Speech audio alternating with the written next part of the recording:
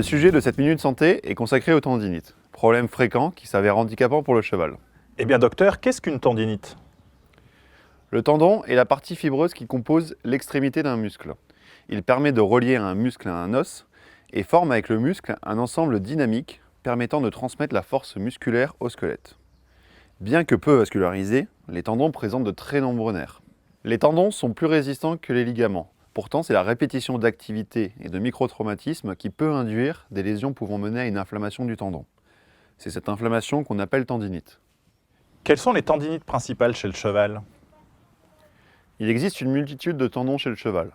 En effet, on retrouve 2 tendons par muscle et on estime qu'il y a plus de 480 muscles chez le cheval, donc approximativement 1000 tendons. Cependant, du fait de la nature et de la mise sous contrainte, fort heureusement, tous ces tendons ne sont pas soumis à part égale au risque de traumatisme et donc de tendinite. Les tendinites les plus fréquentes du cheval concernent les membres. Il existe 2 tendons particulièrement à risque. Le premier est le tendon du fléchisseur superficiel du doigt, aussi appelé le perforé. Il s'agit du tendon le plus superficiel au niveau du canon. Le second tendon est le fléchisseur profond du doigt, aussi appelé le perforant. Il s'attache au membre antérieur via la bride carpienne au niveau du carpe et se termine dans le pied. Bien qu'assez proche anatomiquement, le ligament suspenseur du boulet peut souffrir d'atteintes structurelles qualifiées de desmite du ligament suspenseur du boulet. Comme il s'agit d'un ligament et non d'un tendon, ce n'est donc pas une tendinite du point de vue histologique. Quels sont les signes d'alerte d'une tendinite?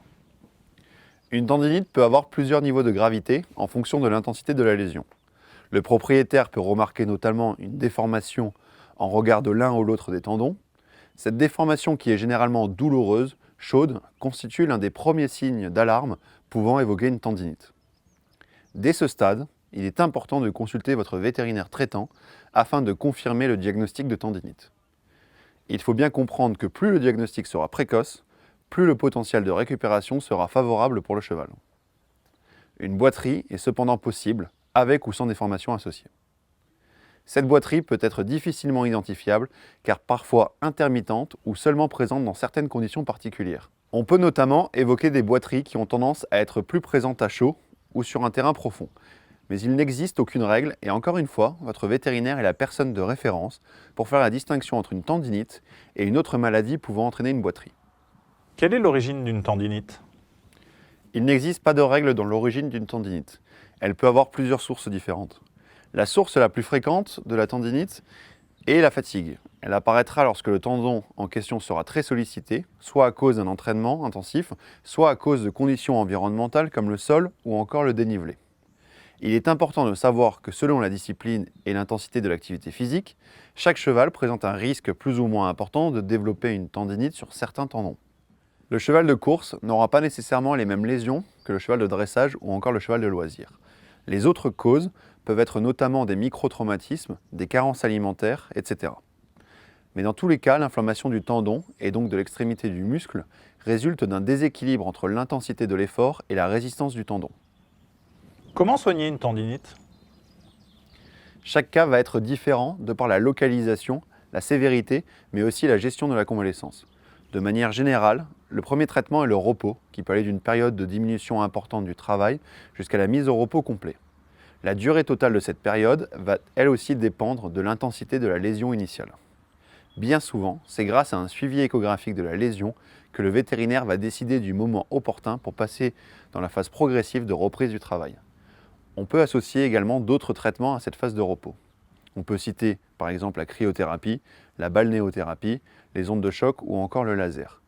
Toutes ces méthodes visent à diminuer le temps de cicatrisation, mais également à augmenter la solidité de la cicatrice. Il y a actuellement à l'étude des pistes thérapeutiques à base de cellules souches afin de régénérer le tendon. Enfin, comment éviter une récidive? Il faut bien garder à l'esprit que chaque lésion tendineuse, partielle ou totale, va entraîner une cicatrice. D'un point de vue anatomique, cette cicatrice va être différente du tendon originel. Une fois le cheval retourné à son activité initiale, il est donc important de minimiser le risque de récidive. Cela passe notamment par une gestion adaptée de la maréchalerie. En effet, via différents fers, on va pouvoir moins solliciter tel ou tel tendon et ainsi soulager un tendon anciennement lésé. Il est également important de faire attention au sol. En fonction de sa profondeur, le pied va plus ou moins s'enfoncer et mettre les structures sous des contraintes différentes. Par exemple, un sol mou et profond va plutôt solliciter le fléchisseur profond, alors qu'un sol dur va plutôt solliciter le fléchisseur superficiel. En conclusion, la prise en charge d'une tendinite nécessite un diagnostic précis, bien souvent réalisé à l'aide d'un échographe. Une fois la lésion identifiée, on veillera à adapter la mise au repos, la reprise du travail et la ferrure si nécessaire, dans le but de garantir la meilleure guérison possible.